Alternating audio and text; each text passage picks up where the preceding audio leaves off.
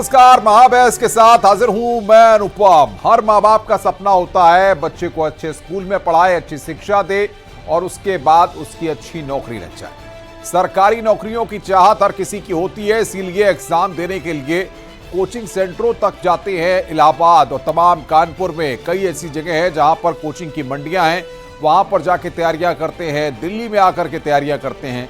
लेकिन स्थितियां तब खराब हो जाती हैं जब सरकारी नौकरियां नहीं मिलती या फिर पेपर लीक हो जाते हैं या उसके लिए सड़कों पर उतरना पड़ता है। उत्तर प्रदेश की सियासत पिछले कुछ दिनों से नौकरियों और भर्तियों के इर्द गिर्द घूम रही है। यूपीपीएससी छात्रों के प्रदर्शन से जुड़े विवाद को लेकर खूब सियासत दिखी है, तो अब अखिलेश यादव ने भी वार किया है कि बीजेपी के एजेंडे में नौकरी है ही नहीं, सिर्फ युवाओं से धोखा है। और अब सीएम योगी आदित्यनाथ ने भी इस पर करारा जवाब देते हुए चाचा भतीजा के वसूली काल को याद दिलाया है कि किस तरीके से ठेके उठा करते थे। सीएम योगी ने कहा है कि पारदर्शी प्रक्रिया से फिर एक बार 72,000 युवा पुलिस में भर्ती होने जा रहे हैं। अब रोजगार पर सियासत के बीच में फिर एक बार योगी वर्सेस अखिलेश का माहौल दिख रहा है।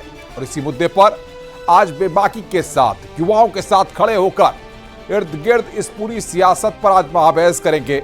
सबसे पहले इस रिपोर्ट को देखिए, फिर आर पार की बात होगी।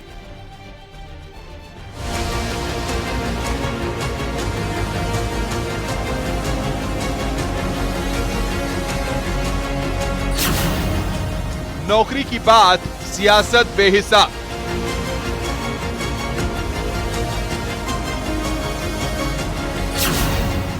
अखिलेश का वार, नौकरी बीजेपी के एजेंडे से बाहर। इनके एजेंडे में नौकरी नहीं है, इनके एजेंडे में सौहार्द नहीं है। और अभी तक तो न जाने कितने हम लोगों ने घटनाएं देखी होंगी जहां पर इन्होंने युवाओं के भविष्य धोखा करने का काम किया है। योगी ने याद दिलाया चाचा भतीजे का वसूली काल। एक समाजवादी पार्टी नौजवानों के भविष्य पर संकट है। याद करिए, इनके समय में नौकरी निकलती थी और चाचा भतीजे की जोड़ी वसूली के लिए साथ साथ निकल पड़ती थी। पैसा भी लिया जाता था, नौकरी भी नहीं लगती थी। योगी बोले पुलिस वाली बेटियां डेंटिंग पेंटिंग करेंगी। जहां कहीं सफाई गुंडों ने बेटी के ऊपर बेड़ी नजर डालने का दुस्साहस किया, तो वहां पर पुलिस में भर्ती हुए बेटियां इनके वहां पे डेंटिंग पेंटिंग का काम कायदे से कर सके, इसके लिए ये भर्ती की प्रक्रिया को हम लोगों ने तेजी के साथ आगे बढ़ाया। रोजगार पर सियासी कलेश, योगी वर्सेस अखिलेश।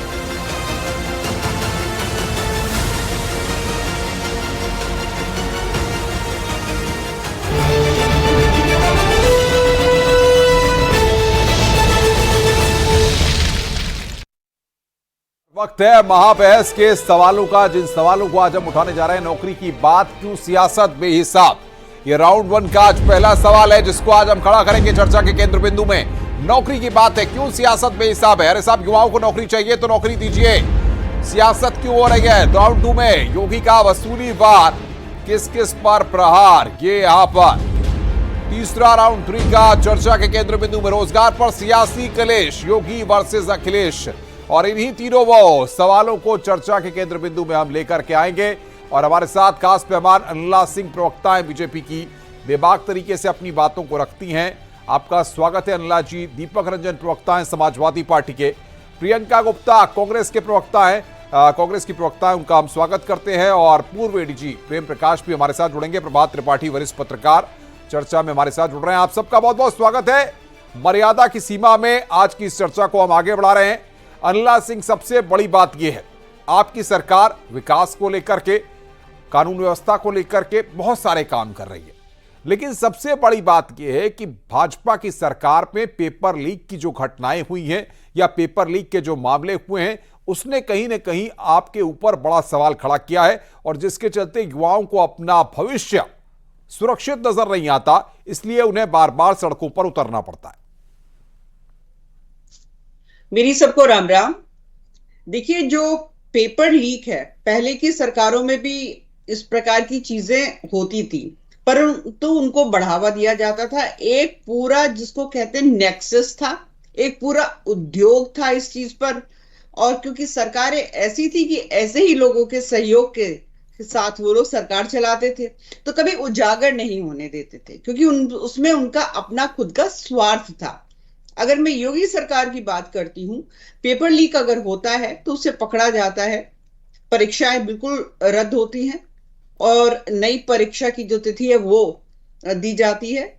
और ये अच्छा ही है ना, पर जो छात्र है जिनको ये लगता है कि नहीं, हमने मेहनत करी है, हमने तैयारी करी है और हम तैयार हैं, चाहे वो आज पेपर ले लो, चाहे वो कल पे हमारा इम्तिहान ले लो, परंतु जो एक एजेंडाधारी होते हैं उनको हो हल्ला करना है। फर्क यही है, पेपर लीक जो है पहले की सरकारों का और पेपर लीक अब की सरकारों का, हम पकड़ते हैं ना, वो लोग पकड़ते नहीं थे। भाई दीपक रंजन जी भी मेरे साथ है, अनिला जी, अनिला जी, दीपक रंजन है, अनिला जी, दीपक रंजन जी, मिली भगत के साथ आपके वक्त में खेल हो जाया करता था, कानो कान खबर नहीं लगती थी, ये आरोप बीजेपी लगा रही है। देखिए अनुपम जी, आज नामालूम कौन सी गैर संवेदनशील सरकार चल रही है जिसको छात्रों के भविष्य भी खिलवाड़ करने का काम कर रही है। आज पिछले 5 दिनों से छात्र प्रोटेस्ट कर रहे हैं और अपनी जायज मांग को लेकर के प्रोटेस्ट कर रहे हैं। अनुपम जी, ऐसा नहीं कि किसी नई मांग को लेकर के प्रोटेस्ट कर रहे हो कि वो ये चारों का नियमावली में आप कोई बदलाव लाइए या हम जो कह रहे हैं आप उसको करिए। भाई 11 फरवरी को जब आपने पर्चा निरस्त किया था, जिस तरीके से वन डे में एग्जाम हुआ था, उसी तरीके से आपको कराने में आपत्ति क्या है? आप एक तरफ मुख्यमंत्री जी कहते हैं जो बटेगा वो कटेगा, ना मालूम क्या क्या ऐसी बयानबाजी करते हैं। आज पीसीएस को अलग कर दिया उन्होंने, आरओ के छात्रों को इन्होंने अलग कर दिया। और तो वहां पे विकलांग छात्र हैं, ठंड में बेचारे महिलाएं हैं, लड़कियां हैं, बच्चियां हैं, किस तरीके से ठिठुर रही हैं। इस सरकार के कान में जू भी नहीं रेंग रहा। चेयरमैन साहब एक नोटिस सर्व करते हैं, वो नोटिस आती है पीसीएस के लिए, आप आरओ के लिए आप क्या कर रहे हैं?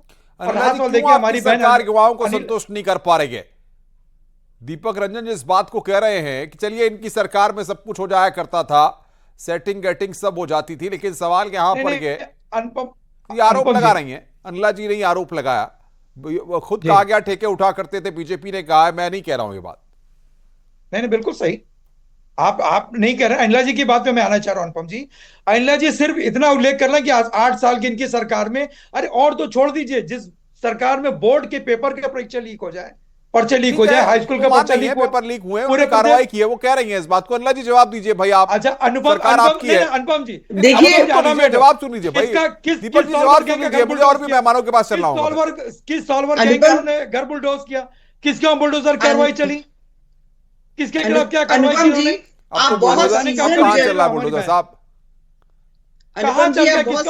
पत्रकार हैं, आपको याद होगा कि पहले कैसे नकल माफिया जो है नकल कराने के ठेके लिया करते थे और स्कूल और कॉलेजों में किस प्रकार से नकल होती थी, इसके जो विजुअल्स खूब है। इसीलिए प्रिंटिंग प्रेस से जो मैं इसीलिए कह रही हूँ और पूरे दावे के साथ कह रही हूँ कि समाजवादी पार्टी के समय खास तौर से जो पूरी परीक्षाओं की प्रक्रिया होती है उसमें नंबर 2 का काम करने में समाजवादी पार्टी की सरकार जो है पूरा सहयोग देती थी, क्योंकि इनका कट कमीशन होता था।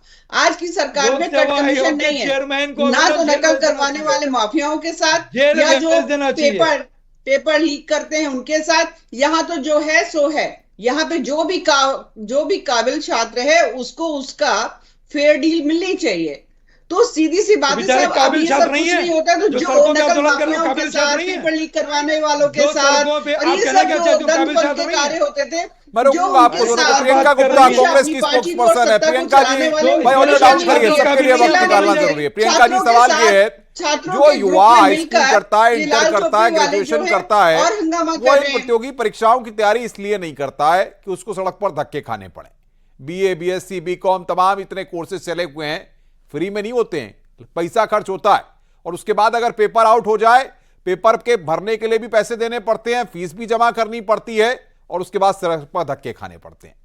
ये इस देश के नौनिहाल का, ये इस देश के नौजवान का क्यों हाल बना रखा है? ये आपने मेरे से पूछा है? जी जी। नहीं माना कि ये पेपर लीक हुआ है, पर फिर भी दोबारा करा रही है। इतनी मतलब जो है बेशर्मी है सरकार में, इसने एक्सेप्ट भी नहीं किया कि पेपर लीक हुआ। और जिन बच्चों ने इल्जाम लगाया उन बच्चों को जेल में डाल दिया, पर कोई भी जो पेपर लीक में लिप्त था उसको किसी को जेल में नहीं डाला। आप बताइए बेदीराम जी कहाँ है? बेदीराम जी का तो वीडियो सरासर वायरल है, आप पूछिए ना उनको कि कौन कौन लोग पेपर लीक में है, कौन कौन सी परीक्षाओं से कितने कितने पैसे लिए हुए हैं। लेकिन बेशर्मी इतनी है कि वो जेल के बाहर घूम रहे हैं और बच्चे जेल के अंदर। ये है उत्तर प्रदेश सरकार। और मैं पूछना चाहती हूँ, ये पहली बार पेपर हो रहा है क्या? आपको 2 पाली में चाहिए, आपको 4 पाली में करना है? इससे पहले कभी क्या पेपर नहीं हुआ? उत्तर प्रदेश में जब भी पेपर हुआ बता रहे हैं, वो है, पहले सेटिंग भी होती थी, गेटिंग भी होती थी, और ठेके भी उठते थे, पैसा भी चलता था, सब कुछ चलता था। अरे प्रियंका भाई जी, अभी तो ठेके इनके अधिकारियों ने उठा रखे हैं ना, तभी तो आरओ की पेपर जो है अभी भी समिति बना के डाल दिया है अनिश्चित काल के लिए। उसको पता नहीं अधिकारी कहाँ क्या ऐसा कर रहे हैं? डाल दिया। आपको जानकारी नहीं है? आपकी सरकार में ऐसा हो रहा है? कौन अधिकारी है ऐसे? निकाल के बाहर करिए। बात कंप्लीट हो जाने नहीं नहीं, दीजिए। अगर भाई कोई उनसे भी पूछ कुछ तो भी ले, नहीं बता दो दे बात उनको। करेगा, कोई भी उठपटांग ईडी का बात अधिकारी करेगा रहा, तो गोरखपुर क्या का हम जो अधिकारी अधिकारियों है, को टारगेट मुख्यमंत्री नहीं का लेंगे? खास है। कोई भी ये ऐसी सरवाइव पैरवी करता बात रहे, करेगा तो भेजा क्या जेल हम उसको। अधिकारियों अगर ये के छात्रों के साथ हैं तो खिलाफ अनुपम, एक्शन नहीं लेंगे? अगर ये छात्रों के साथ पेपर हैं लीक तो होंगे इनको तो संजय सिंह परीक्षा को निरस्त गिरफ्तार होगी। करके जेल भेज देना चाहिए। चलिए अनुपम जी, अरे भाई, पेपर प्रियंका लीक जी को होंगे, अपनी बात पूरा परीक्षा करने निरस्त दिए। होगी और नई डेट आएगी। पेपर लीक पे जो है परीक्षाएं बिल्कुल नहीं होने वाली हैं, क्योंकि जो काबिल स्टूडेंट्स हैं उनको उनका फेयर मिलना चाहिए। पीसीएस के पेपर पहले का नहीं हो पाएंगे एक पाली में, फिर अब क्यों करा रहे हैं? अब कहां से आपके पास इंतजाम आ जाएगा? तो ये बेशर्मी है ना। जब बच्चे सड़क पर इकट्ठा हो गए, जब उन्होंने अपनी ताकत दिखा दी, जब आपका घमंड तोड़ दिया उस बैरिकेडिंग की तरह, तब आप राजी हो गए कि नहीं ठीक है हम एक पाली में करा लेंगे। अब आपके पास सारी सुविधाएं आ गई। मतलब इतनी बेशर्मी कहां से चलिए लाती है? मैं जवाब लूंगा। प्रेम प्रकाश जी पूर्व एडीजी हैं, उत्तर प्रदेश पुलिस में एक लंबे समय तक उन्होंने सेवा दी है और बड़ी ही शानदार तरीके से उन्होंने काम किया है, वो भी हमारे साथ जुड़े हुए हैं। प्रेम प्रकाश जी, सवाल यहां पर यह है, सपना होता है आईएएस बनना, सपना होता है आईपीएस बनना, थानेदार, इंस्पेक्टर या फिर किसी भी सरकारी नौकरी की चाहत रखने वालों की लाइन बहुत लंबी है इस प्रदेश में, और जानते हैं आप कि सिस्टम कैसे काम कर रहा है। लेकिन सवाल यहां पर यह, चाहे सपा की सरकार रही हो, चाहे बसपा की रही हो, चाहे भाजपा की रही हो, यह पेपर लीक का जो खेल है, यह माफियाओं का जो गठजोड़ है, इस पर शिकंजा क्यों नहीं कसा जाता और युवाओं का भविष्य क्यों बर्बाद किया जाता है? उनके वक्त के साथ क्यों खेला जाता है? आखिर वो कब तक एक के बाद एक परीक्षाएं देते रहेंगे और इस तरीके से तारीख पर तारीख बदलती रहेगी? जी, पेपर लीक को लेकर काफी सारे गैंग एक्टिव रहते हैं और इसमें जो अवेयरनेस का कैंपेन है वो लगातार चलता भी रहता है गवर्नमेंट की तरफ से, लेकिन फिर भी कुछ लोग झांसे में आ जाते हैं इन माफियाओं के।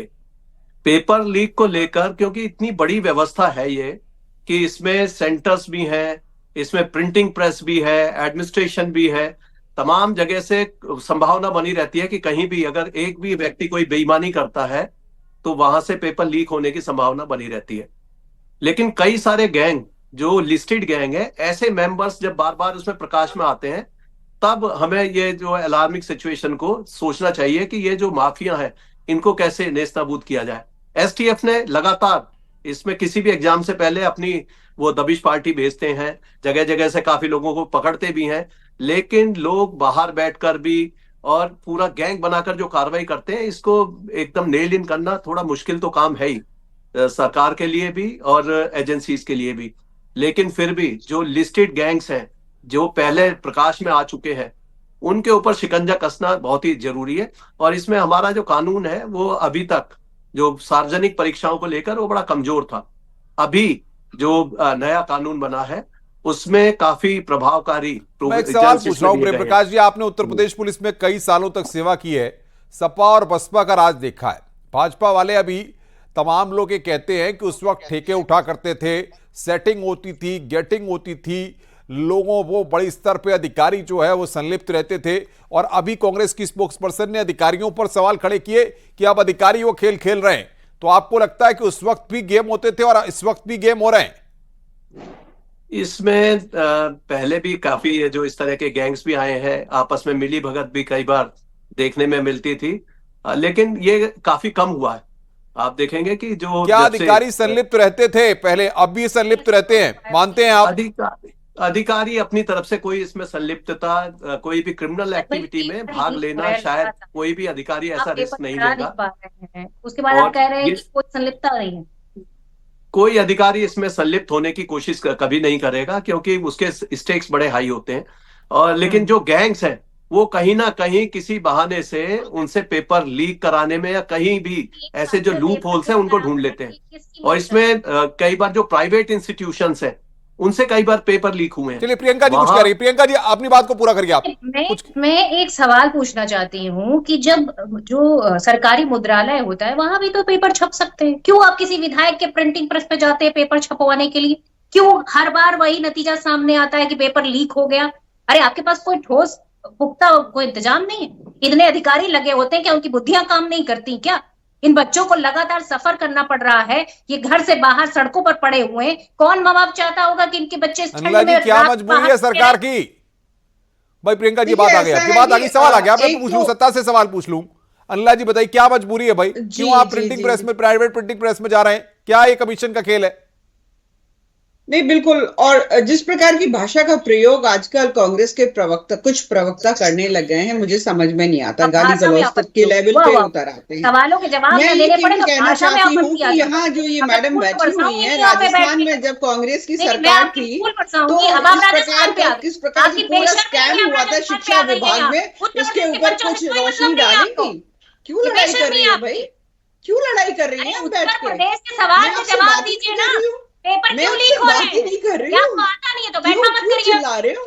क्यों बैठती हैं आप जब आपको कुछ पता नहीं है? अरे क्यों चिल्ला रही हो आप? मुझे अनुभव की उत्तर देने दीजिए। क्यों नहीं करा पा रही एक पाली में परीक्षा? क्यों चिल्ला रही? इतना गुस्सा मत करो। क्यों नहीं चिल्लाऊं मैं? जिनको कोई जानकारी नहीं होती है ना, मुझे तो आपकी तरह चिल्लाते हैं। सड़कों पर हजारों युवा बैठकर सड़कों पर बैठे। मुझे मत बताओ कि मेरे प्रदेश में क्या हो रहा है। कांग्रेस न तीन में है ना तेरे में है, न तीन में है ना तेरे में है, जो इसी प्रकार से गाली गलौज और एक गंदी भाषा का प्रयोग करते हुए आप डिबेट करते रहो। किसी को कोई प्रॉब्लम नहीं होगी। कांग्रेस के कुछ प्रवक्ताओं की ये एक तरीके से अल्लाह जी उठिए, नहीं ऐसे राजनीतिक अखाड़ा मत बनाइए। मैं आ रहा हूं। प्रभात त्रिपाठी जी वरिष्ठ पत्रकार, भाई ऑडियो डाउन करिए। नहीं यहाँ लड़ाई कराने के लिए नहीं बैठा हूं मैं। प्रभात त्रिपाठी जी वरिष्ठ पत्रकार हैं आप, उत्तर प्रदेश की सियासी नब्ज को बड़ी बारीकी के साथ समझते हैं आप। ये ब्यूरोक्रेसी का खेल है, सत्ता का खेल है, सियासत में बैठे माफियाओं का खेल है? ये कैसा खेल है जरा इसे बताइए आप, कि हर बार पेपर लीक हो जाते हैं, छला जाता है, ठगा जाता है और अपने भविष्य को लेकर चिंतित नजर आता है तो वो इस प्रदेश का युवा। नहीं, देखिए अनुपम जी, निश्चित तौर पे उत्तर प्रदेश का युवा हर सरकार में छला गया है। हर सरकार ने उसके साथ छल किया है। अरे आपके पास नौकरी अगर नहीं है, रोजगार आप दे नहीं सकते हैं, तो ये अधिकार किसने आपको दिया कि अगर वो पेपर देने लाखों लोग आ रहे हैं कि माँ बाप उनको भेजते हैं कि चलो मेरा बेटा, बहुत से लोग जमीन बेच के और अपना पूरा इंतजाम करके बच्चे पड़े हुए हैं शहर के अंदर। और मैं 95 से देख रहा हूं, पहले तो चलिए शिक्षा माफिया हुआ करते थे। योगी आदित्यनाथ जब 2017 में आए और वो जीरो टॉलरेंस की उन्होंने बात की, तो मुझे लगता है कि शिक्षा माफिया समाप्त हो गए होंगे। आखिर अब कौन सा माफिया है? क्या ब्यूरोक्रेसी माफिया का काम करने लगे हैं? अरे भाई 17 के बाद पेपर लीक सरकार हो गई है और इससे कोई इनकार नहीं कर सकता है कि इस सरकार में जितने पेपर लीक हुए हैं वो पिछले 3 दशक से रिकॉर्ड उन्होंने तोड़ा है। मैं ये पूछता हूं कि हर बार पेपर आरओ का बच्चे क्या मांग रहे हैं आपसे? बच्चे मांग रहे हैं कि एक पानी में आप एग्जाम कराइए। बच्चों की ये जिद है। और बच्चे अगर कोई मांग कर रहे हैं तो सरकार के उच्च अधिकारियों का काम है कि वो इसको पूरा गंभीरता से लें। अभी एडीजी प्रेम प्रकाश जी, जो पूर्व एडीजी हैं, उन्होंने कहा कि नहीं कुछ कमियां आई हैं। मैं मानता हूं कमियां आई हैं योगी सरकार में, लेकिन योगी सरकार को जवाब देना होगा। उनके प्रवक्ता या और भी प्रवक्ता ये चीका चिल्ली से काम नहीं चलेगा। काम एक मैकेनिज्म आपने क्या तैयार किया? आपने पेपर लीक हो गया, उसके बाद आपने दूसरी डेट दे दी, लेकिन आपने उसका असल जो मैकेनिज्म है उसको आपने बहुत महत्वपूर्ण बात आप कह रहे हैं प्रभात जी, बहुत महत्वपूर्ण बात। ये अल्लाह सिंह जी भी आ रहा हूं आपके पास। सवाल यहां पर एक बात बताइए, बच्चे हर किसी के होते हैं, आज हमारे बच्चे छोटे हैं, हो सकता है आपके बच्चे भी कहीं ग्रेजुएशन में या कहीं पढ़ाई लिखाई करके कहीं नौकरी की चाहत में कहीं एग्जाम दे रहे हों, या जितने प्रवक्ता या तमाम लोग बैठे हैं उनके घर परिवार के या रिश्तेदारों के बच्चे कहीं ना कहीं जाहिर तौर पर तैयारियां कर रहे होंगे, अच्छी नौकरी भी कर रहे हों, ऐसा भी हो सकता है। लेकिन सबसे बड़ी बात यह है कि अगर उनको रोजगार के लिए एग्जाम देने के बाद अदालत की चौखटों पर जाके माथा टेकना पड़ रहा हो, वहां पर तारीख मिल रही हो, सड़कों पर उतरकर प्रदर्शन करना हो, पसीना बहाना पड़ रहा हो, पानी के लाले पड़ रहे हो, कोई पूछने वाला नहीं है, लाठियां खानी पड़ रही हो, तो ये बीएड, बीटीसी, बीकॉम, ये तमाम जो कोर्स खोले हुए हैं बंद कर दीजिए, इनको, इस तमाशे को बंद कर दीजिए। क्यों पढ़ेंगे बच्चे? अरे जब उनको सड़कों पर इस तरह से आकर के प्रदर्शन करना है तो वो भला एग्जाम देने के लिए क्यों जाएंगे जब उसका पेपर लीक हो जाएगा? 5 लोग पेपर आउट करेंगे और 5 लाख बच्चे उसके लिए सफर करेंगे, ये कौन सा तरीका है? अल्लाह जी, ये सरकार को सोचना होगा। आप कार्रवाई करते हैं, पेपर लीक हो जाता है, लेकिन उसके बाद सवाल यहां पर के भविष्य कितने बच्चों का बर्बाद हो रहा है, आपके और हमारे परिवार के बच्चों का बर्बाद हो रहा है, और कोई बच्चे नहीं है ये। अल्लाह जी, देखिए, सबसे पहली बात तो ये है कि कोई भी परीक्षा अगर रद्द होती है, स्थगित होती है, तो वाकई में वो कष्टदायक होता है, क्योंकि जो तैयारी कर रहे होते हैं बच्चे, वो बहुत सारे बच्चे बहुत मेहनत करते हैं, बहुत सारे बच्चे जो हैं पूरी एक सीरियसनेस के साथ पढ़ाई भी करते हैं, हर प्रकार की तैयारी करते हैं। परंतु इसका मतलब ये नहीं है कि अगर पेपर लीक हो रहा है तो हम उस परीक्षा को स्थगित ना करें, ठीक है ना? क्योंकि जिन लोगों को वाकई में, जो लोग वाकई में पढ़ाई लिखाई करके मेहनत करके उस परीक्षा में बैठना चाहते हैं, नौकरी पाना चाहते हैं, कम से कम पेपर लीक होकर जिन लोगों ने फायदा उठाना चाह रहे हैं, उससे वो बच जाते हैं। अरे इतने भर्ती बोर्ड के अधिकारी थे, इतने पेपर आउट हुए, आपने क्यों उन अधिकारियों को हटा, सस्पेंड नहीं किया, बर्खास्त कर देते? सत्ता आपकी है, सरकार आपकी है, अगर ये अफसर बर्खास्त हो जाते तो एक नजीर जाती। आप प्रवक्ता हैं। नहीं, और एक चीज मैं और बोलना चाहूंगी, ये जो वरिष्ठ पत्रकार जी बैठे हुए हैं ना, एक तो शांत होकर मेरी बात सुनिए। आपने पहले एक बात कही कि ब्यूरोक्रेसी क्या माफिया हो गई है? स्टूडियो से अपने घर जाएंगे ना, आप सुरक्षित महसूस करेंगे, और इस सरकारी तंत्र जिसमें पुलिस भी आती है उसकी वजह से, ठीक है? ब्यूरोक्रेसी को, सरकारी तंत्र को माफिया कहने की आवश्यकता नहीं है। इसीलिए कहते हैं कि जब बोले तो होश में बोले। वो आपको बता रहे हैं कानून व्यवस्था सुरक्षित है, ऐसा ना समझिए कि हम जा रहे हैं। ये बता रही, वो पढ़े लिखे पत्रकार हैं, वो खुद ऑब्जर्व नहीं करेंगे, धमकाने का काम कर रहे हैं आप। दीपक रंजन जी, नहीं, बात को तुल मत दीजिए। तो मुझे समझ में नहीं आता है, इस डिबेट में सारे के सारे वरिष्ठ पत्रकार को कह रहे हैं घर आप पहुंचेंगे, सुरक्षित पहुंचेंगे, असुरक्षित पहुंचेंगे, कैसे पहुंचेंगे? भाई दीपक भाई, बात को तू नहीं, ये कोई मुद्दा नहीं। भाई सुनिए, दीपक रंजन सवाल यहाँ सुनिए भाई, आप सत्ता से बाहर हैं, सुनिए दीपक रंजन भाई, ऑडियो डाउन करिए और आगे सबका। दीपक रंजन सवाल सुनिए, पहले सवाल सुन लीजिए, बात को तुल मत दीजिए, सुन लीजिए। सत्ता से आप बाहर हैं, अखिलेश यादव ये कह रहे हैं कि बीजेपी की मंशा ही नहीं है युवाओं को नौकरी देने की। सवाल यहां पर ये तो आंकड़े गिनाते हैं भाई कि इतने हमने हजार, इतने लाख नौकरियां निकाली हैं, इतनी पुलिस में भर्तियां कर रहे हैं, इतना वो कर रहे हैं, ये सब आंकड़े क्या धोखे हैं? अनुपम भाई, अभी देखिए, हमारी भारतीय जनता पार्टी की संसदीय प्रवक्ता और आदरणीय श्री डीजीपी साहब, वो कह रहे थे पूर्ववर्ती सरकारों पे कह रहे थे सेटिंग गेटिंग और पर्चे लीक होते थे। मैं तो कहता हूं कि 8 साल से आपकी सरकार है, जो सेटिंग गेटिंग करता था या जो पर्चा लीक कराता था, ये जो सॉल्वर गैंग था, आपने क्या कार्रवाई की? आप करो, हम आपका साथ देंगे। आपने क्या कार्रवाई की 8 साल से?